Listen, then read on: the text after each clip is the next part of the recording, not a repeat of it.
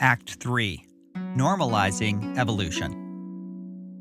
The issue remained a slow burn controversy. In 1984, Cedric Davern was a geneticist and professor of biology at the University of Utah, who published his article, Evolution and Creation, Two Worldviews.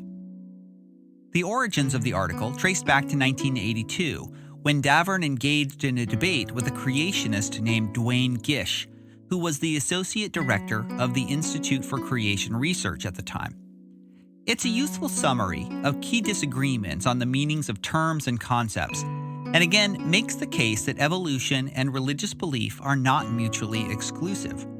In particular, he traces the idea of providential evolution, a view put forward by many Christians who sought to reconcile divine creation with organic evolution. This view held that God was the designer who set in motion or otherwise shaped the processes of evolution.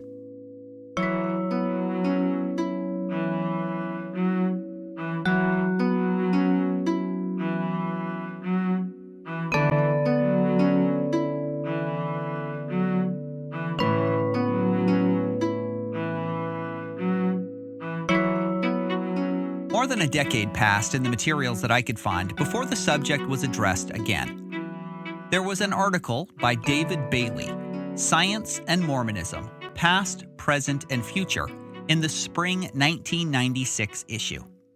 This is a great article examining the question of the Church's historical approach to science and asking whether it will be able to adjust to further developments. In the periodization offered here, Bailey argues that in the 19th century, Mormonism was in fact open to new scientific views and tried to make LDS revelations compatible with the popularized science of the day. But by 1930, a fundamentalism began to take over the faith. By 1954, Joseph Fielding Smith's anti-scientific perspectives really took off.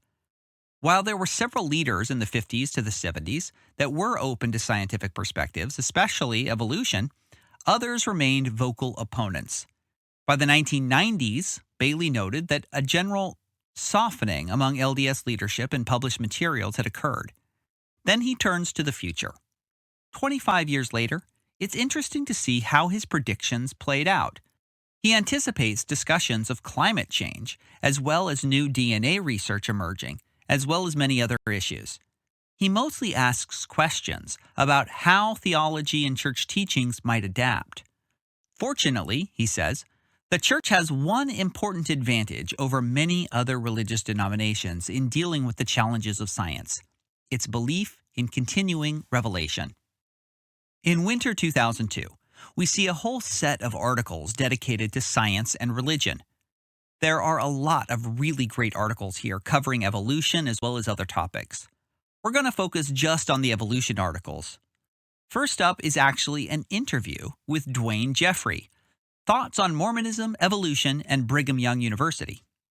Jeffrey, you'll remember, was a professor of zoology who'd published that groundbreaking article in 1973.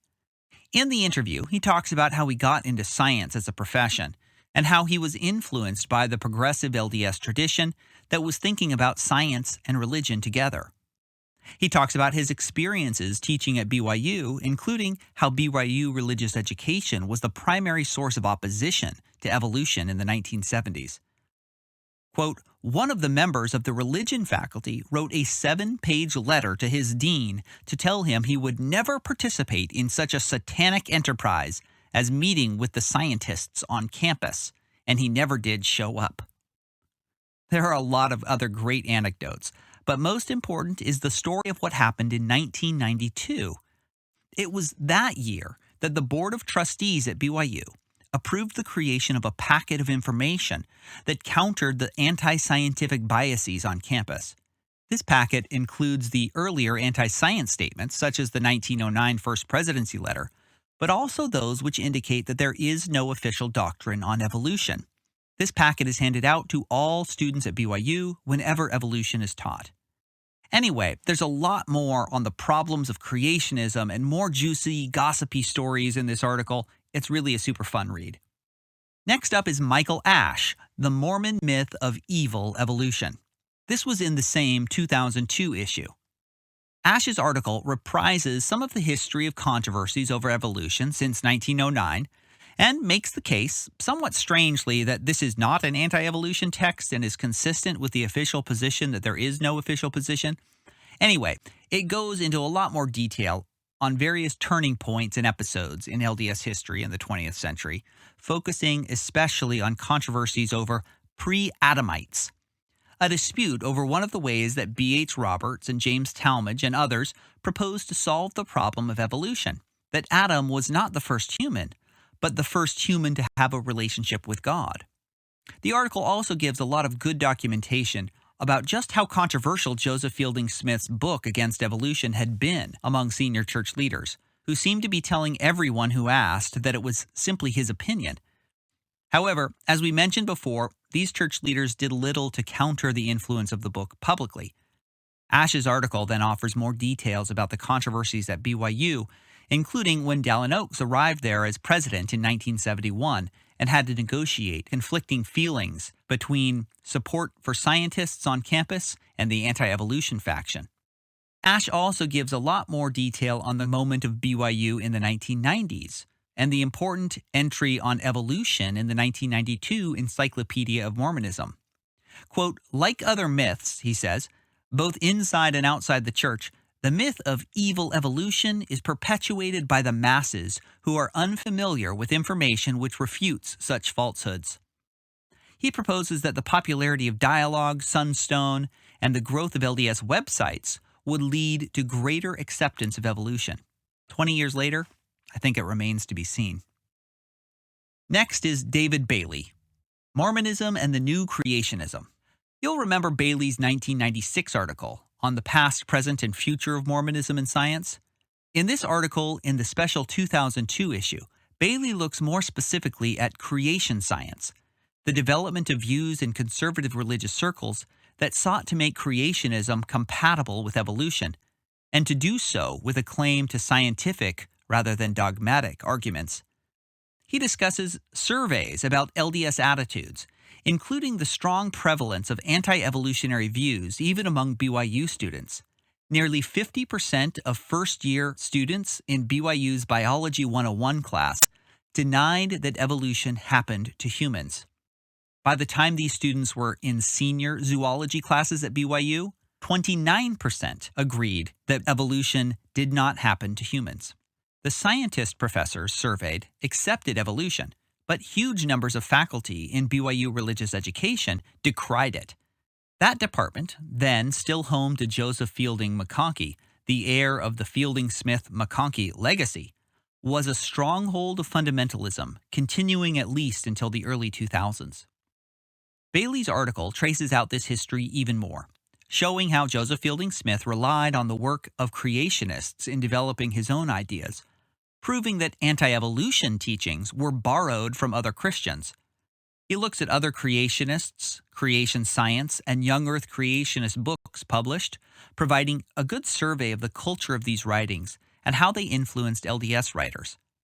He also summarizes some of their key arguments and provides a scientific assessment of their validity. In this 2002 issue is The Human Genome Project, Modern Biology and Mormonism, A Viable Marriage? By Devin M. Smith. Smith's article walks through DNA studies and the mapping of human DNA that was completed with the Human Genome Project. It was still ongoing as of the writing of this article. He discusses its importance primarily in terms of pharmacology, ethics, and more.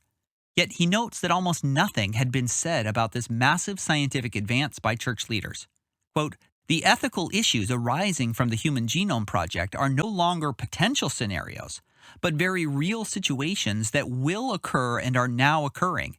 It is critical that the leaders of the church become aware of these issues before they become acute, so that appropriate responses are considered.